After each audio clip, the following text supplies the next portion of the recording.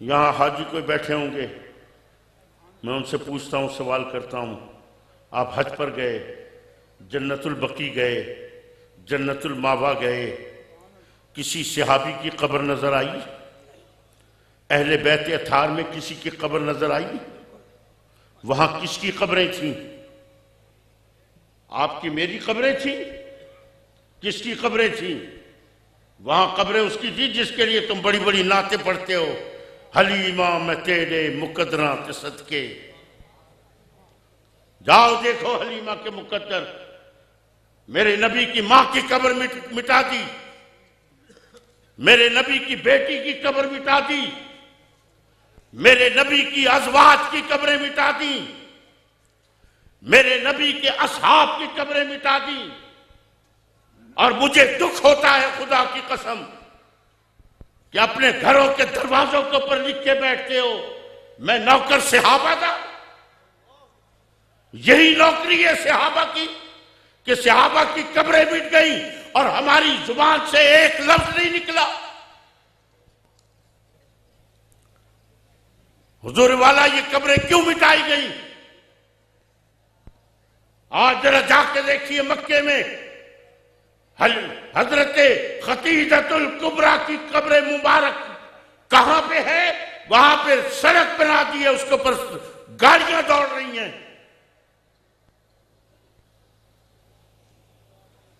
آج اپنے دکھ کا بھی اظہار نہ کریں ہم۔ یہ کس لیے مٹائی گئی قبریں؟ جی وہاں شرک ہوتا تھا۔ اللہ اکبر جناب، شرک ہوتا تھا۔ آپ قبے اگر اتنے ہی زیادہ آپ مسلمان تھے تو آپ قبے گرا دیتے وہاں پہ، بے شک آپ قبے گرا دیتے، لیکن ہر قبر کے اوپر ایک نشان تو رکھ دیتے، تختی تو لگا دیتے کہ ہاذا قبر عثمان، یہ حضرت عثمان کی قبر ہے، یہ کائنات کی شہزادی کی قبر ہے، یہ میرے نبی کی ماں کی قبر ہے۔ پتہ تو چلتا ہمیں کہ یہ کن کن کی قبریں ہیں۔ تم نے تو اس طرح مٹائی کہ نام و نشان تک نہیں چھوڑا۔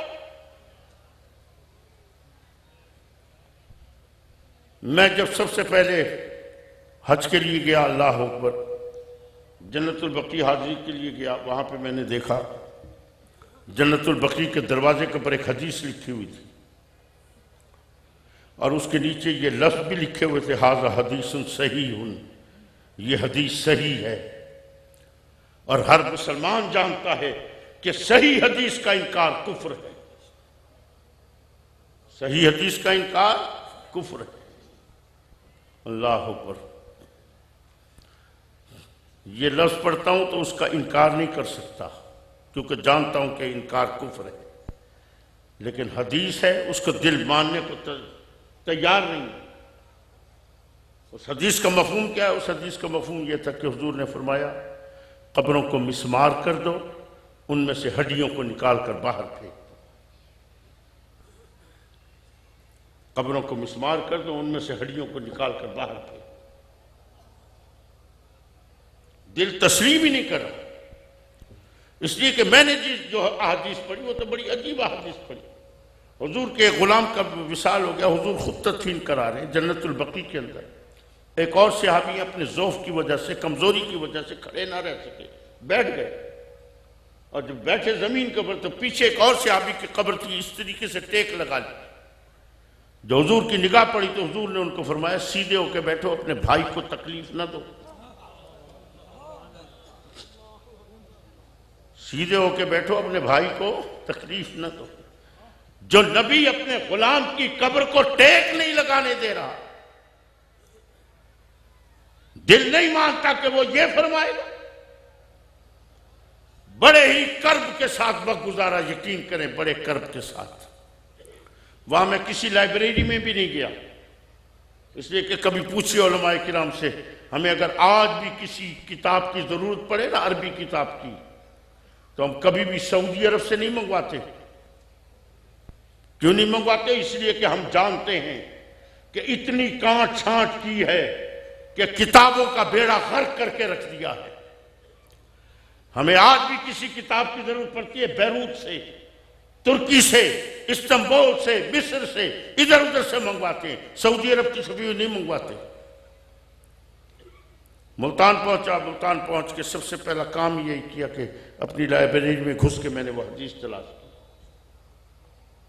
اور کمال دیکھیے مجھے 10 منٹ میں حدیث مل گئی، 10 منٹ میں،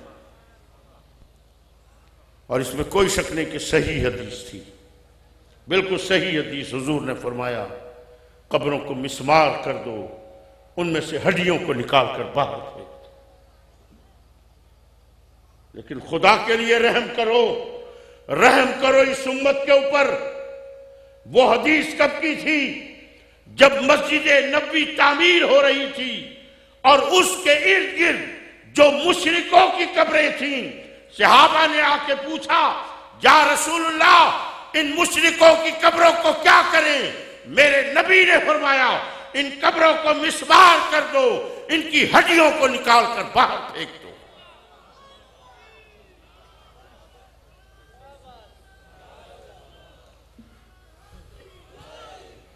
آج تم نے مشرکین کی قبروں کی حدیث کے ذریعے میرے نبی کی ماں کی قبر مٹائی، میرے نبی کی اصحاب کی قبریں مٹائیں، میرے نبی کی ازواج کی قبریں مٹائیں، اور کہتے ہو ہم مسلمان ہیں۔ آؤ سنو نبی کی صحیح حدیث، اور اگر انکار کرو گے تو کفر ہے۔ حضور نے فرمایا میری امت کے 73 فرقے ہوں گے، 73۔ فرمایا کلہم فی النار، یہ نہ کہنا میں کوئی فرقہ پرستی کر کے گیا ہوں، خدا کی قسم میں کوئی فرقہ پرستی نہیں کر رہا، میں حق پرستی کر رہا ہوں، حق پرستی۔ فرقہ پرستی تو دوسرے کر رہے ہوں گے، میں حق پرستی کر رہا ہوں۔ حضور نے فرمایا میری امت کے 73 فرقے ہوں گے۔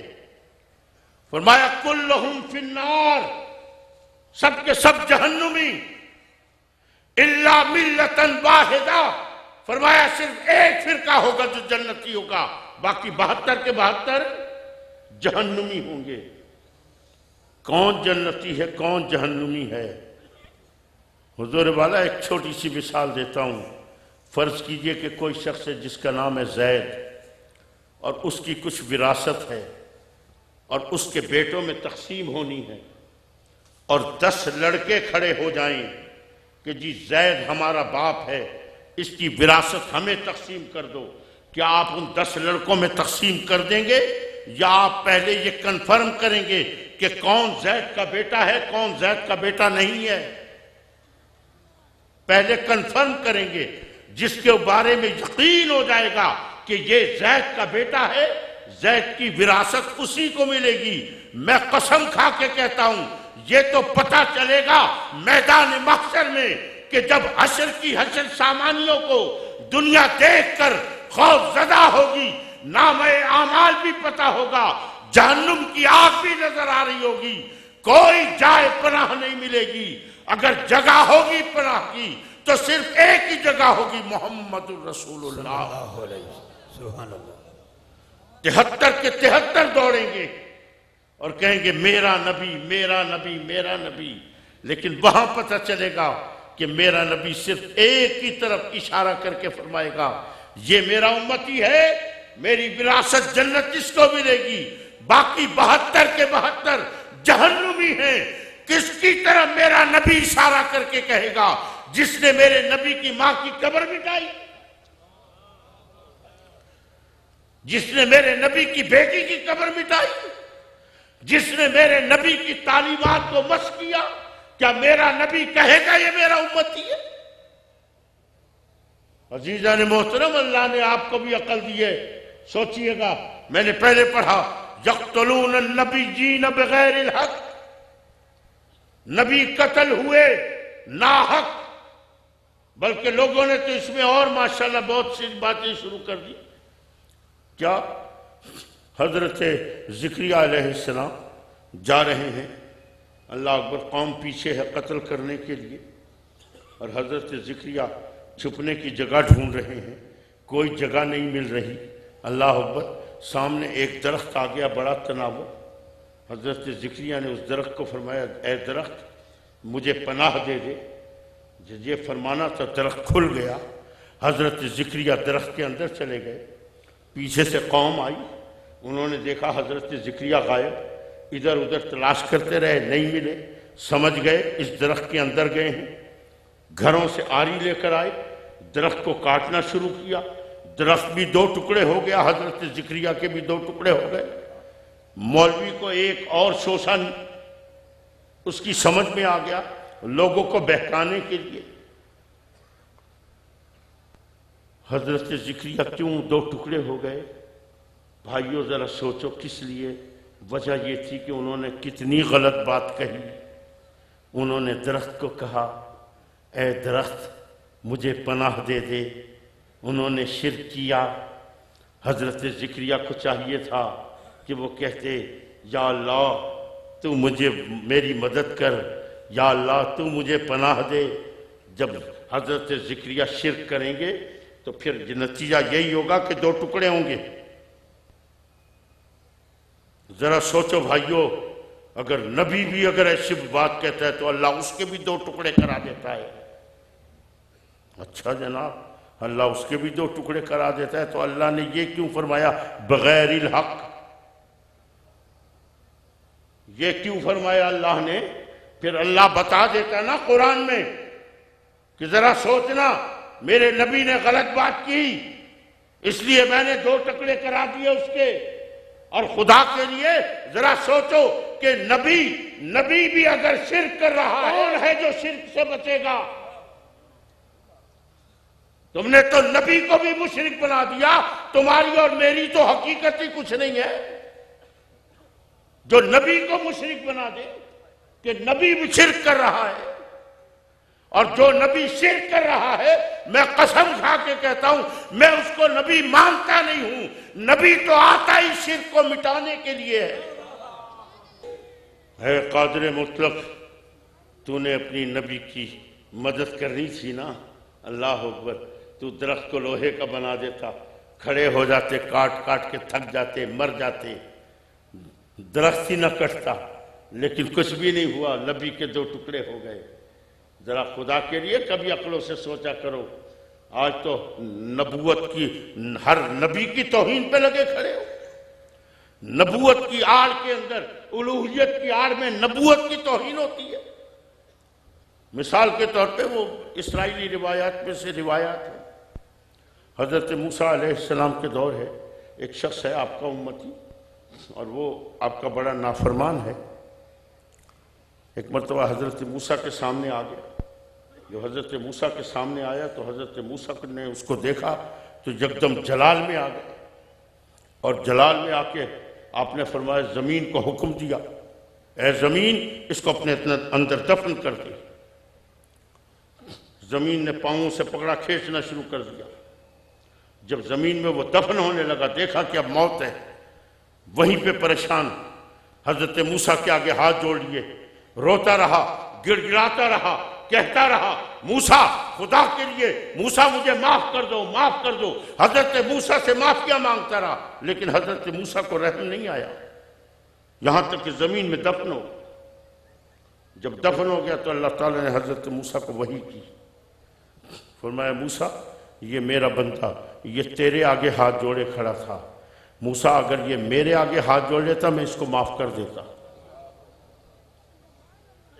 کتنا رحمان ہے ہمارا اللہ, کتنا رحیم ہے. اللہ اکبر. یہ سارا کچھ بتا کے تم نے ایک قطرہ گرا دیا نبوت کے خلاف. آج محسوس نہیں ہو رہا, لیکن اگر مسلسل اگر ایسے قطرے دماغ پہ گرتے رہے تو ایک وقت آئے گا کہ پھر تم یہ سوچو گے کہ اس شخص کو حضرت موسیٰ کے آگے ہاتھ جوڑنے کی کیا ضرورت تھی, حضرت موسیٰ سے معافی مانگنے کی کیا ضرورت تھی. اس کو چاہیے تھا اللہ سے معافی مانگ لیتا. اے رب کریم, اگر تو اتنا ہی رحمان ہے, اتنا ہی رحیم ہے, تو اپنے نبی کو کہتا, اپنے کلیم کو کہتا موسیٰ یہ تیرے آگے ہاتھ جوڑے کھڑا ہے, یہ معافیاں مانگ رہا ہے. موسیٰ تم معاف نہیں کرتے, ہٹو پرے, میں رحمان ہوں, میں رحیم ہوں. موسیٰ میں اس کو معاف کرتا ہوں. کیا معاف اللہ نے؟ نہیں کیا، زمین میں دھس گیا۔ اللہ بھی کیا بتانا چاہتا ہے؟ اللہ یہ بتانا چاہتا ہے یاد رکھنا کہ اگر میرا نبی معاف نہیں کرے گا میں کبھی معاف نہیں کروں گا۔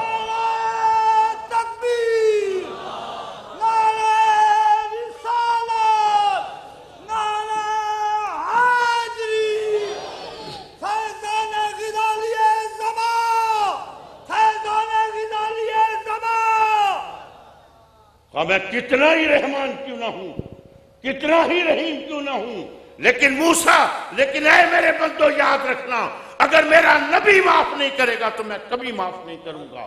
زمین میں دھس جائے گا، مر جائے گا، لیکن میں تجھے معاف نہیں کروں گا جب تک کہ میرا نبی معاف نہیں کرے گا۔